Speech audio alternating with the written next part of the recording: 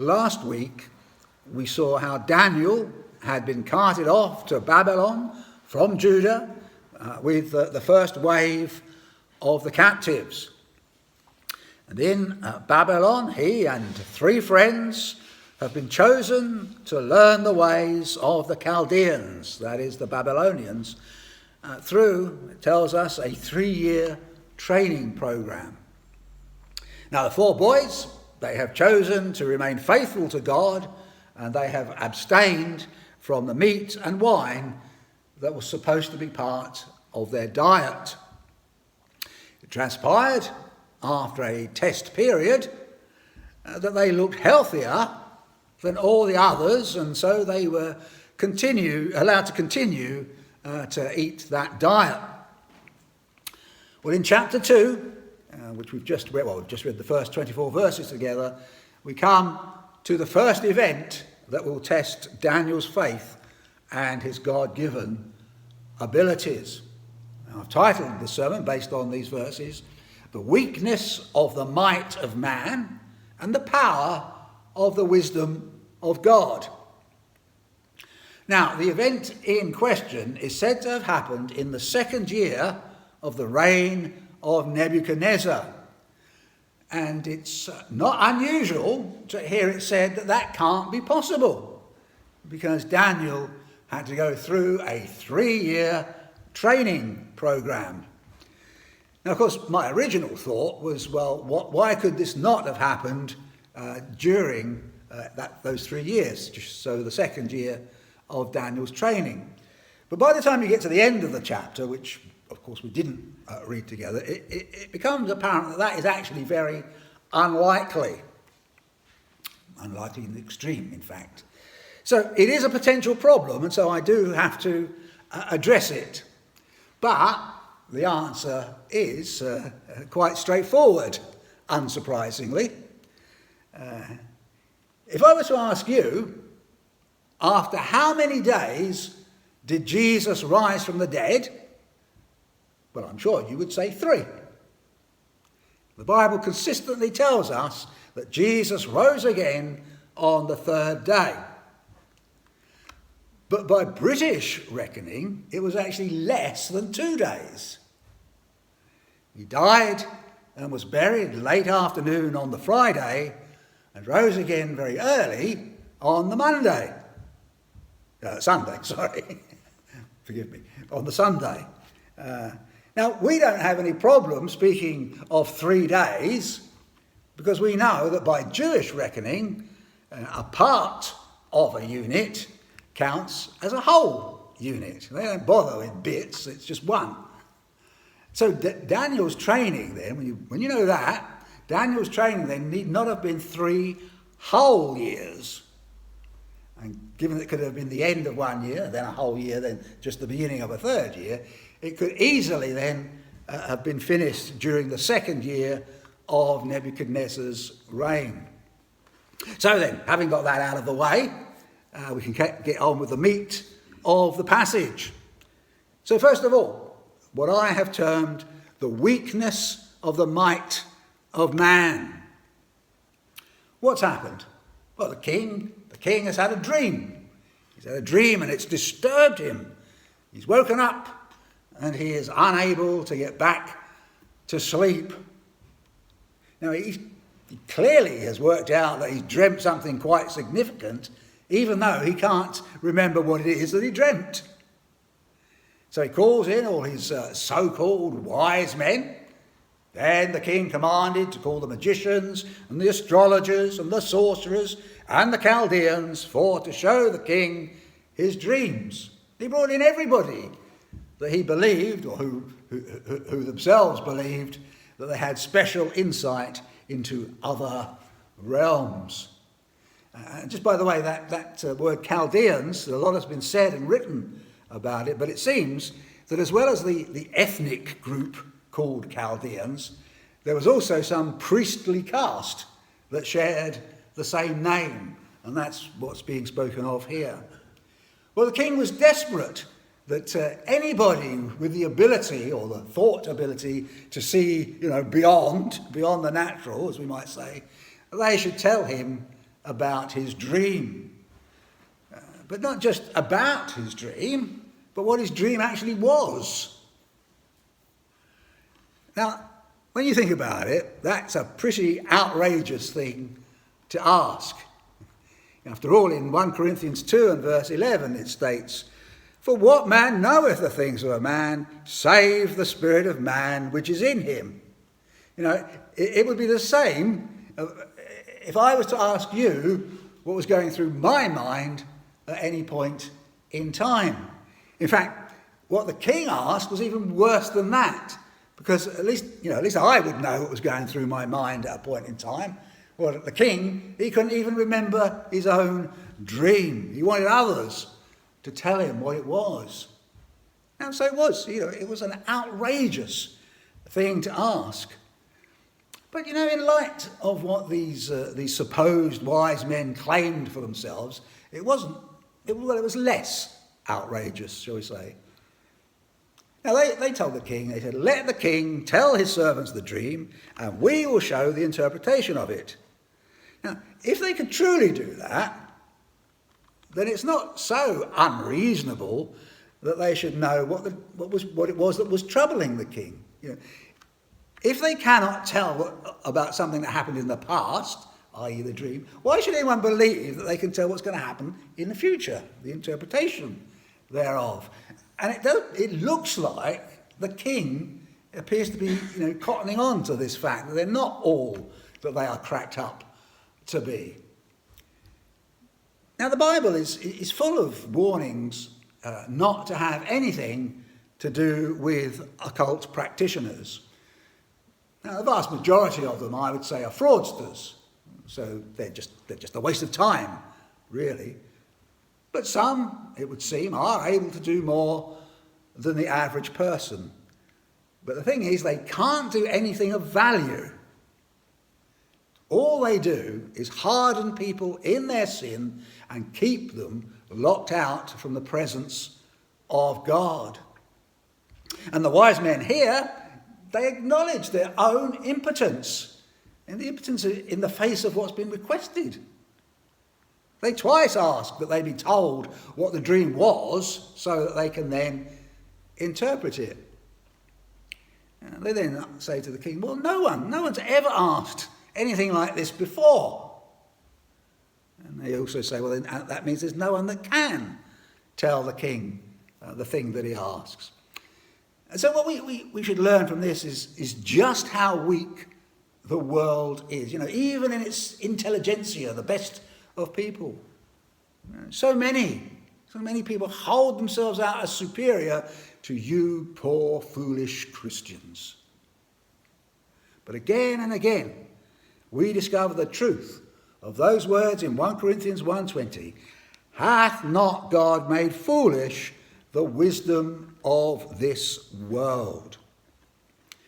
So that's one way, then, in which we see the weakness of the might of man. But it's even more obvious in the king himself. At that time, Nebuchadnezzar was the most powerful, he was the mightiest man in the world. That's just by virtue of the size of his empire. But even with all his might, he could not get what he wanted. He threatened these men with violence. "If you will not make known unto me the dream with the interpretation thereof, ye shall be cut in pieces, and your houses shall be made a dunghill." So not only would they be executed, they would be executed in a very nasty way indeed. He would effectively erase them from the memory of the people. Because he doesn't just threaten them, that's one line of attack, as it were. But he uses the carrot and stick method. He also offered these wise men great reward. Verse 6 is, "If ye show the dream and the interpretation thereof, ye shall receive of me gifts and rewards and great honour." But as we've already noted, the wise men, they simply respond, "Let the king tell his servants the dream, and we will show the interpretation of it." Humans, by nature, we are truly lost. Yeah. They couldn't do that, and humans generally like to think, well, we like to think that we are free and we can do whatever we want. But just like those wise men couldn't do what was asked of them, so we've discovered that we, far from being free, we are actually in bondage to sin. The world entices us to sin with its pleasures and such like. But really, it's just a cruel and heartless taskmaster. It turns the screws and demands more and more. I'm sure many people have worked for bosses that seemed tyrannical. And year after year, more and more is required of you. Well, that's just a reflection of the world in general. And Nebuchadnezzar typified that. But what was the outcome for this mighty king? Well, the outcome was nothing. He could not force these wise men to tell him what he wanted to know. Not by any means could he do that.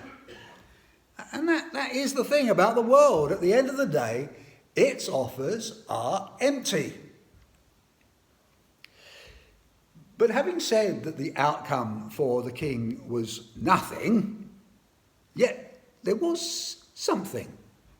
There was death. As we shall see, that was subdued, thankfully. But had it not been for something beyond the control of Nebuchadnezzar himself, death would have stalked his kingdom. He threatened all these people with death. And that is something else that we can say about the world. Not only are its offers empty, but it brings death. It brings death because of its very impotence. Truly, the might of man is weak and only brings death in its wake. But when we look not to the world, but to God, we see something altogether different. Look what Daniel writes about God in verse 21. He changeth the times and the seasons. He removeth kings and setteth up kings. He giveth wisdom unto the wise and knowledge to them that know understanding. So while the mighty Nebuchadnezzar cannot get what he wants, our God actually sets up and deposes kings.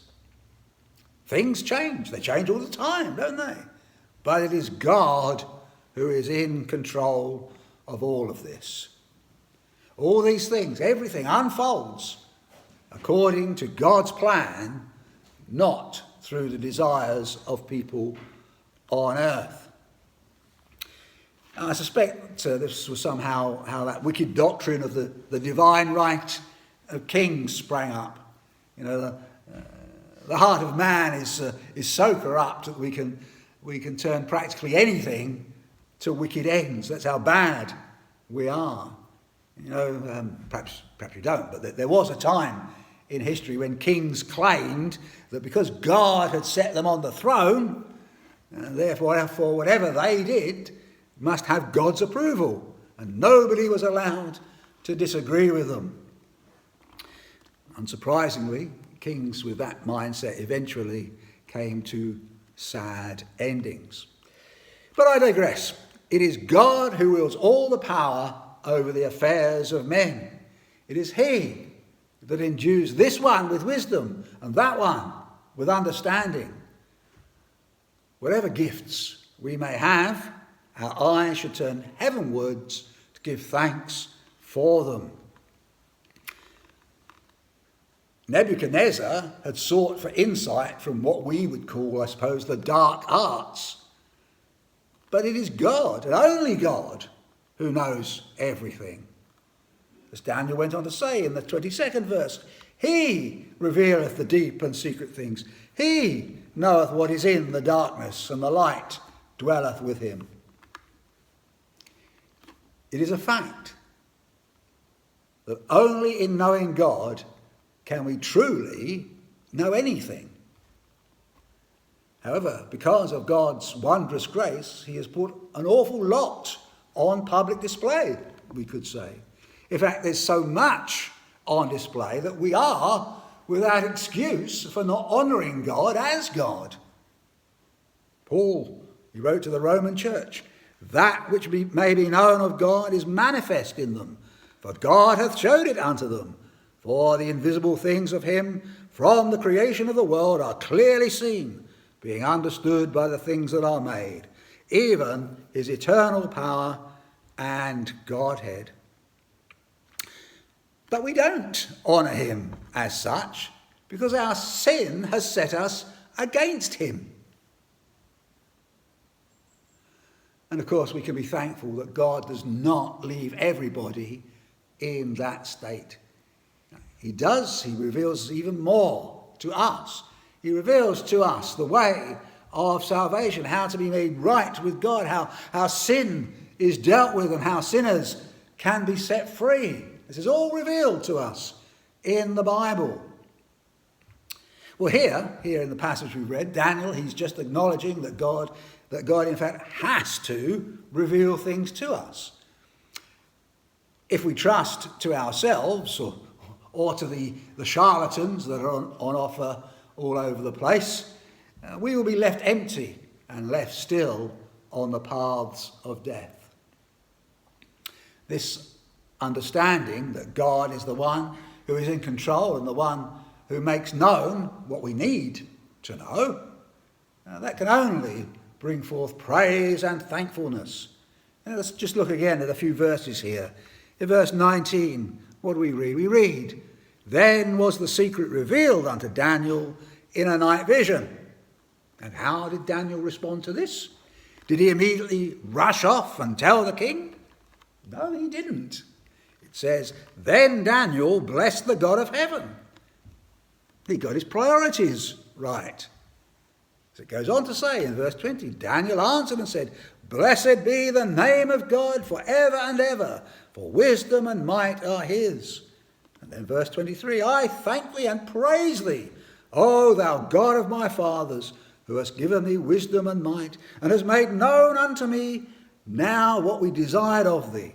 For thou hast now made known unto us the king's matter." This kind of response is what we would expect from the godly. If our lives are not full of thankfulness and praise, it can be reasonably asked, well, do you actually know God? Do we really appreciate our smallness and God's greatness? Now, I'm not unmindful as to how much pressure the world can lay on us. We've already noted in the example of Nebuchadnezzar, the world can feel like a bully. Unreasonable demands for this, pressure for that. I understand how these kind of things can make focusing on God difficult. Sometimes it seems that we don't even have time for ourselves. So we know that our hearts should be full of praise and thankfulness. It's just that so much else makes that so difficult. Well, yes, we do. We live in a fallen world and things do not always go as smoothly as we would like. But that, of course, is one of the great benefits of the Sabbath day today. It is a great sadness. It's a great sadness to me, but I think it's a great sadness altogether that many have downplayed the importance of the Sabbath. At best, it's been reduced to the Sabbath hour. But this day allows us to push all those things that cram into our minds and demand attention. It allows us to put them all to one side. We can stop and we can focus on our God. And of course, meeting together like this, the way we do, we can spur one another on to praise and thanksgiving. That, after all, is what takes up a large part of our Sunday services. Well, coming back to the point, people that lack thankfulness, they probably do not know their God. But how can you know this God? Or how can you get to know him better? Well, there is actually only one way of doing that, and that now is by reading the Bible. There, he has given us his complete and final revelation. You may recall what Jesus said. He said, "Search the Scriptures." And then he went on to say, "They are they which testify of me." Search the Scriptures.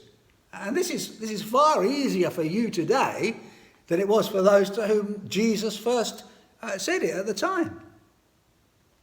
And even if you were to say to me, "But I haven't got a Bible," well, I expect you have a mobile phone and you can download a Bible for free and read it wherever you go. Or if you say, yes, I know God. Well, I just ask, is that demonstrated in praise and thankfulness? But then next we can say that the power of the wisdom of God can be seen in the power that results in salvation, even for those who patently do not deserve it. Daniel, he's acknowledged that wisdom, along with might, they are his, they are God's. But he's further said that he giveth wisdom, and even that God has given me, Daniel, wisdom. So as God reveals things, so he is sharing his wisdom. And through his revelation, then, we come to know the way of salvation. But in the scenario we have here, Daniel is what we call a type of Christ. That means he gives us a picture of the work of Jesus Christ. Not the full picture, of course, but he gives us a glimpse. Daniel's own life was on the line. It was under the threat of death. In the 13th verse we read, "And the decree went forth that the wise men should be slain, and they sought Daniel and his fellows to be slain." Well, Daniel actually hadn't done anything wrong, but he was still under the sentence of death because of the failings of others, those magicians and astrologers that stood before the king. But Daniel, he'd interceded with the King of Kings, and as a result, he had the answer. He had what Nebuchadnezzar wanted. The threat of death, then, was lifted from him. But he didn't go to the king and say, "Well, I've got the answer. Those good-for-nothing occult practitioners, you can do what you like with them. But me and my 3 friends, we have provided you with what you asked for, and you can exempt us from your decree." He didn't do that, not at all. We read in verse 24, "Therefore Daniel went in unto Arioch, whom the king had ordained to destroy the wise men of Babylon. He went and said thus unto him, Destroy not the wise men of Babylon." And it would be fair to say that these wise men did not deserve to be saved like that. All they'd done was complain. And you say, "Well, what the king asked for, it's way too difficult. It can't be done," they said. But because of Daniel's intercession with God, they were saved. So then, how is this then a picture of the work of Jesus Christ? Well, let me tell you that from the moment Jesus Christ was conceived in the womb of the Virgin Mary, he was under the threat of death. The difference was, of course, that he actually did die to achieve his ends. But I say he was under the threat of death from the moment of his conception because he came into the world for the set purpose of dying. He died to save others. He brought salvation full and free for many. For him, that cross on Calvary's Hill, where he was crucified, was always unavoidable. God requires perfection from his moral creatures, that's us, me and you, and we respond just like these wise men. It can't be done. God asks too much of us. But of course, it's true that we are no longer in any state to live truly perfect moral lives. It can't be done is the reality. And so death hangs over us all. If death is not going to take us all away to eternal doom, then we must be saved. And Jesus does that by dying in the sinner's place. And though he died, he rose again on the third day by the power of God.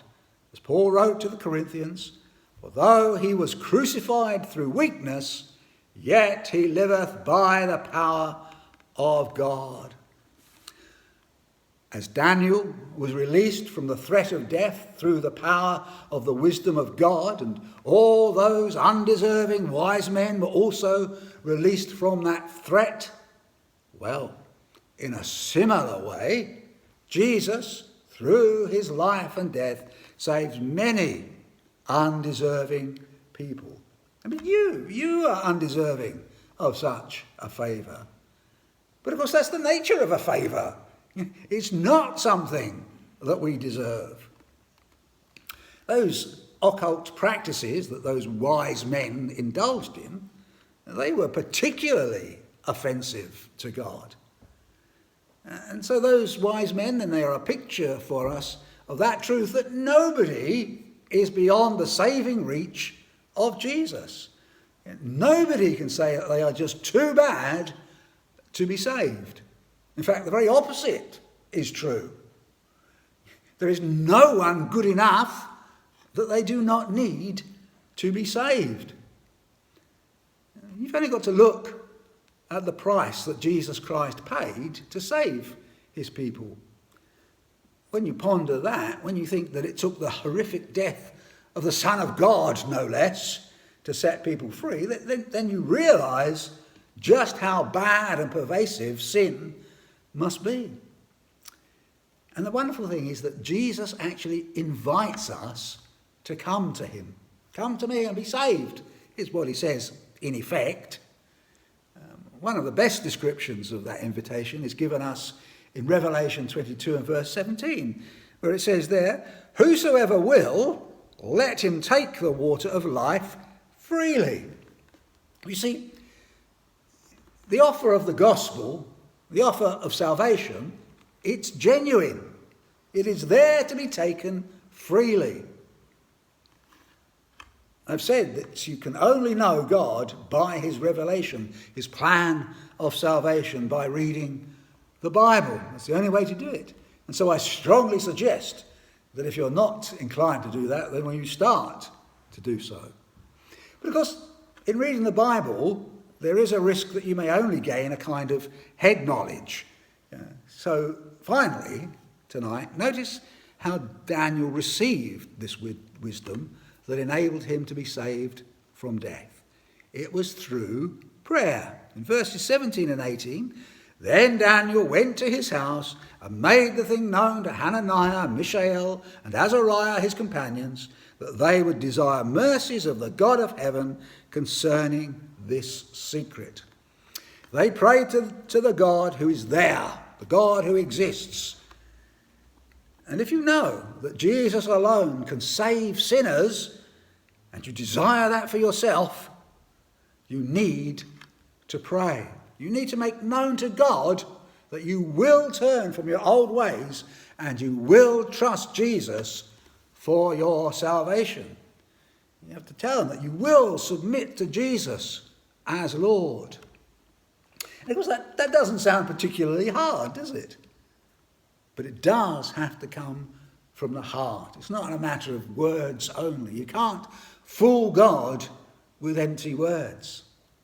So, just as the might of man produces nothing and only brings condemnation of death, so then also the wisdom of God brings life, and life in abundance.